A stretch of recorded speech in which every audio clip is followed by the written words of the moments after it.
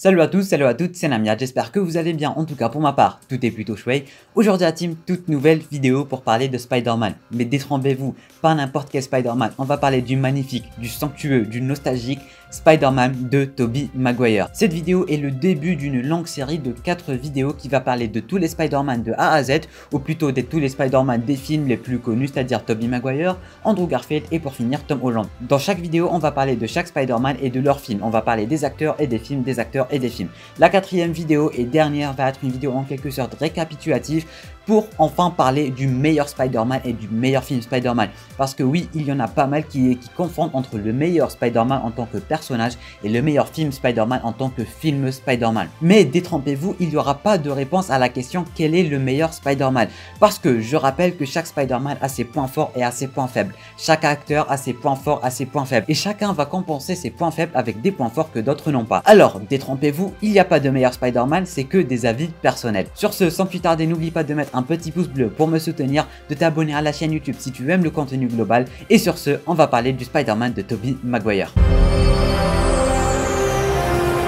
On commence directement par l'acteur Tobey Maguire / Peter Parker / Spider-Man et c'est plus. La première des choses à dire, c'est que c'est le premier Spider-Man. Du coup, techniquement et logiquement, ça va être vraiment très nostalgique. Surtout pour moi et ceux qui ont à peu près mon âge et même plus que ça parce que c'était le premier Spider-Man et c'était en quelque sorte le premier super-héros au cinéma. C'était lui qui avait démarré les super-héros au cinéma. C'était lui qui avait démarré les super-héros dans le jeu vidéo. C'était vraiment lui qui a vraiment tout bouleversé côté super-héros. Et c'est vraiment un très grand point parce que tout ça c'est grâce à lui, que ça soit le MCU, le DCU et tout ça et même les jeux Batman Arkham, le jeu Marvel Spider-Man, tout ça c'est grâce à lui. Tout ça ça a démarré par lui parce que c'est en quelque sorte lui qui a boosté les super-héros. Comme je disais, c'est un truc vraiment purement nostalgique, que ça soit le personnage, oublie plutôt les autres personnages, les musiques, le ton clair, le ton avec le coucher de soleil. Dès que tu penses à Sam Raimi, dès que tu penses à Spider-Man, tu vas directement penser à ce Spider-Man et c'est tout à fait logique. Deuxième point fort, c'est films. Les films, ils sont juste excellents. Merci à monsieur Sam Raimi. On va y revenir un peu plus tard dans l'onglet film pour parler des 3 films,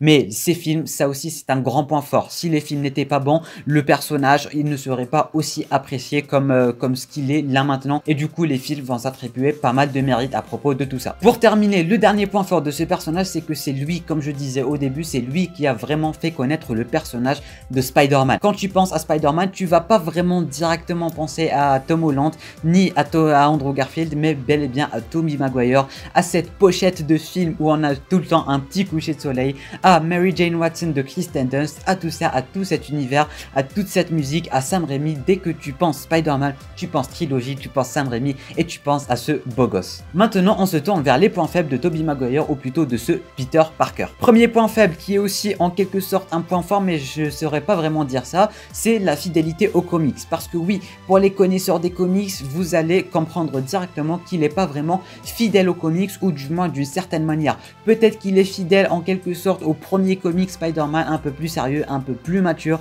à certains comics oui, mais globalement Spider-Man ce n'est pas vraiment ça, du moins pas pour l'instant. Parce que Spider-Man c'est avant tout un personnage super maladroit, c'est un jeune et Tobey ne fait pas vraiment l'impression, c'est quelqu'un qui essaye d'apprendre, qui est en train d'apprendre, qui fait des erreurs, qui arrête pas de balancer des blagues de partout, qui arrête pas de parler et parler et parler, de balancer des vannes de partout, d'être drôle, d'être maladroit, d'être vraiment un jeune et quelqu'un d'un peu con, j'ai envie de dire. Bon, pas vraiment con parce qu'il est super intelligent, mais vous avez compris le caractère de Spider-Man. Pour ceux qui regardent les dessins animés, ceux qui lisent les comics, ceux qui jouent à des jeux vidéo, Spider-Man, il n'est pas connu pour être aussi sérieux, aussi émotif, mais bel et bien blaguer tout le temps, balancer des vannes, être souriant, même dans les cas les plus durs, il balance des vannes et tout, il détend l'atmosphère et c'est ça être Spider-Man. En tout cas, on va revenir à ce point un peu après parce que ce n'est pas uniquement un point faible mais aussi un point fort parce que vous allez voir que Sam Raimi, il a pris quelques libertés avec le personnage et c'est ça qui va en quelque sorte faire le charme de ce Spider-Man, tout comme la CW a fait avec Barry, avec Supergirl, avec Arrow. Elle a changé les personnages et c'est pas forcément pas bien parce que oui, des fois quand ils prennent, ou plutôt quand les réalisateurs ou les studios prennent quelques libertés, ce n'est pas forcément dégueulasse et on va voir tout ça un peu plus tard durant la vidéo. Deuxième point faible de ce personnage, ça va être son caractère ou plutôt c'est pas vraiment un point faible, comme je disais, on va y revenir un peu plus tard, mais il fallait que je le mentionne avec les points faibles. Son caractère, c'est vraiment pas le caractère qui va retracer la vie de Peter Parker, du moins un peu. Le personnage, ou plutôt l'acteur, a un côté beaucoup trop sensible à mon goût, et c'était aussi l'effet des années 2000, on va pas se mentir, il y avait des pleurs de partout, des émotions de partout, beaucoup trop émotifs, j'ai envie de dire, même Mary Jane Watson décriait de partout. Bon, c'était vraiment années 2000, c'était vraiment ambiance années 2000, mais il en faisait un peu trop, et c'est pas vraiment ça en tant que Peter Parker.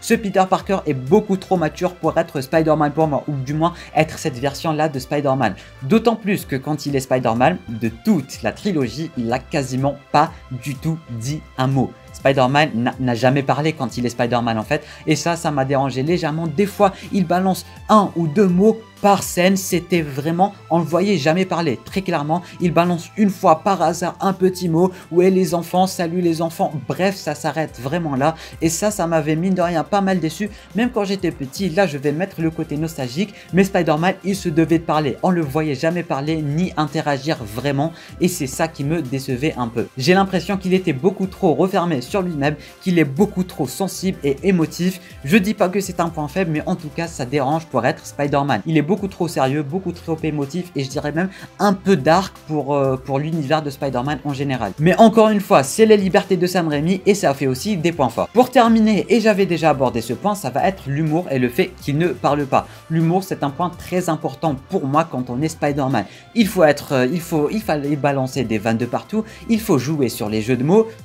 Je l'ai pas fait exprès. Pour moi, il faut vraiment tous ces points pour être Spider-Man, et ils n'étaient pas vraiment présents sur Tobey, mais on va y revenir, c'est aussi des points forts. Terminé avec Tobey Maguire, Peter Parker, Spider-Man, maintenant on va se tourner vers les 3 films, on va parler des films en général, de Sam Raimi, des méchants, des personnages, etc. etc. Première des choses à dire à propos des 3 films, je dis bien des 3 films, ils sont juste excellents.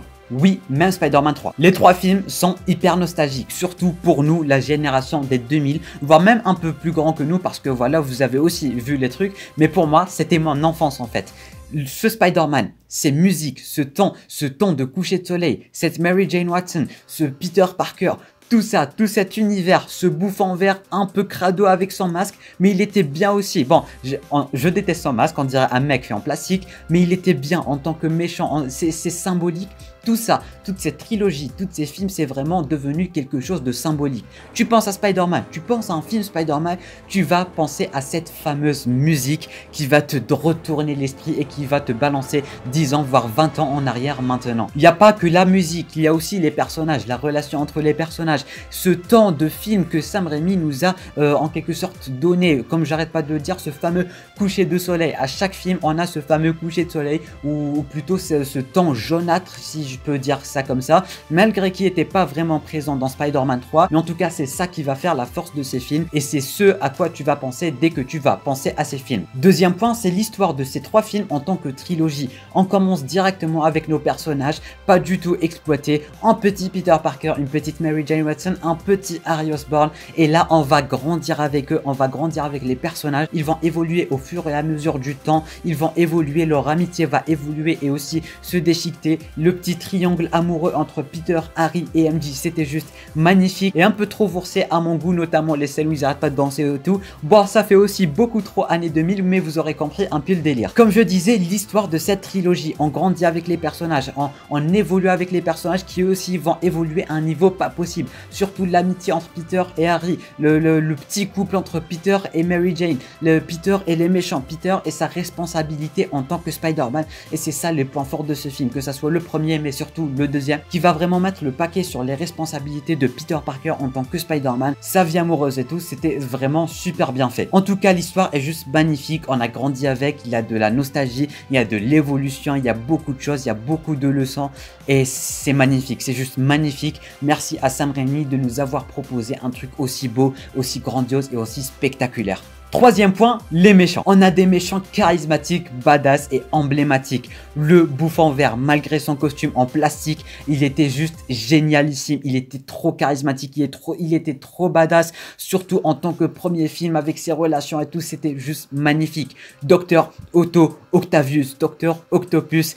Le mec qui nous a fourni un film de malade mental avec toutes ses intrigues, avec tout ce côté Peter Parker. Vraiment, c'était magnifique. Et d'ailleurs, il va revenir pour Spider-Man No Way Home. Ça va juste être magnifique. En tout cas, Dr. Octopus, Bouffon Vert, Venom. Oui, même Venom, il a son charme à sa façon. Ce Venom de Spider-Man de cette trilogie, il est un peu spécial à sa manière et j'aime ça. Mis à part son design, mais il était plutôt réussi en tant que personnage. N'oublions pas aussi l'Homme Sable qui était super bien proposé dans cette trilogie, ou plutôt dans ce troisième film qui va à peu près rejoindre toute la trilogie. C'était super bien fait, il était super bien accroché à l'histoire et ça j'ai vraiment super adoré. On se mettait à sa place avec sa fille, avec ses remords, avec Peter Parker, sa relation et tout. Ce personnage, vraiment on pouvait même s'attacher à lui et c'était juste magnifique. Quatrième point, les personnages, la relation entre les personnages. Je l'avais déjà abordé mais il faut réaborder ce point plus précisément. La relation Peter et MJ, Peter et Harry qui va aussi évoluer, la relation aussi entre Peter et les méchants. Vraiment toutes ces relations, c'est elles qui font cet univers, c'est elles qui font que cet univers marche, notamment aussi Peter et le docteur Octavius. C'est grâce à ça que le docteur va en quelque sorte se sacrifier à la fin. Tous ces liens qui ont été créés, mais surtout cette alchimie entre Peter et MJ, Peter et Harry, MJ et Harry aussi, toutes ces relations, tous ces sentiments, ils ont vraiment mis le paquet sur les sentiments et les relations entre les personnages, mais surtout les sentiments, et c'était archi bien réussi. Bon, un peu trop les sentiments, mais comme je disais, c'est année 2000, c'est bien fait, c'est pas forcé, c'est un peu forcé, mais c'est bien fait. Le cinquième et dernier point, je vais le dire en un seul mot, Sam Raimi. Plutôt deux mots, mais vous avez compris. Sam Raimi. Quand tu penses à Sam Raimi, tu vas pas penser à un autre film. Tu vas pas penser à ces films d'horreur. Tu vas penser à Spider-Man. Tu vas penser à cette beauté, à cette musique tellement nostalgique, tellement belle, tellement badass, qui va te jeter 20 ans en arrière, voire 10 ans en arrière, qui est juste magnifiquement sublime. Cette musique, vraiment.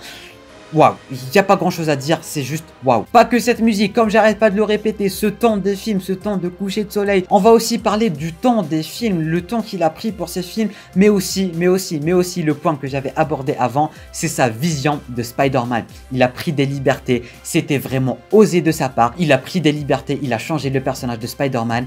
Et c'est bien fait, c'est bien fait. C'est pas vraiment le personnage des comics, le personnage Spider-Man iconique, mais c'est un Spider-Man très différent et c'est ça qui va faire la différence. On a un Spider-Man touché, on a un Spider-Man émotif, on a un Spider-Man beaucoup trop sérieux aussi, on va pas l'oublier. Un Spider-Man qui sait ce qu'il fait, qui a des responsabilités et c'est ça le point fort de ces films, malgré que j'avais abordé tout ça dans les points faibles.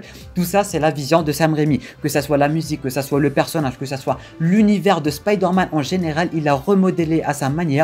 Tout comme la CW avec Arrow, Flash et Supergirl, et c'est vraiment archi réussi. Il nous a quand même proposé un personnage charismatique, un personnage vraiment auquel on peut s'attacher, auquel on peut même se mettre à sa place, et c'est juste génial et c'est bien fait, c'est nostalgique, c'est tout, vraiment merci Sam Raimi. Il nous a vraiment proposé une trilogie symbolique, des personnages symboliques, des relations symboliques, des musiques symboliques, vraiment tout ça, Sam Raimi et ses trois personnages, c'est super réussi, c'est super bien fait et on adore. Vraiment, merci Sam Raimi, malgré que je venais de le dire. Sur ce, c'est la fin de cette vidéo. N'hésitez pas à me dire en bas en commentaire ce que vous pensez de ce Spider-Man, de cette trilogie. Quel âge avez-vous pour voir si vous êtes aussi nostalgique que moi ou pas. De me dire si vous kiffez le personnage, la trilogie, le réalisateur, ce temps, cette musique. Vraiment, bombardez-moi les commentaires à propos de ce personnage. Partagez à tout fan de ce personnage, à tout mec qui est comme nous, qui est comme toi, qui regarde cette vidéo, qui est aussi nostalgique, qui adore aussi le personnage de Tobey Maguire. Et sur ce, moi je vous dis à très bientôt pour la vidéo sur Andrew Garfield. Portez-vous bien la team.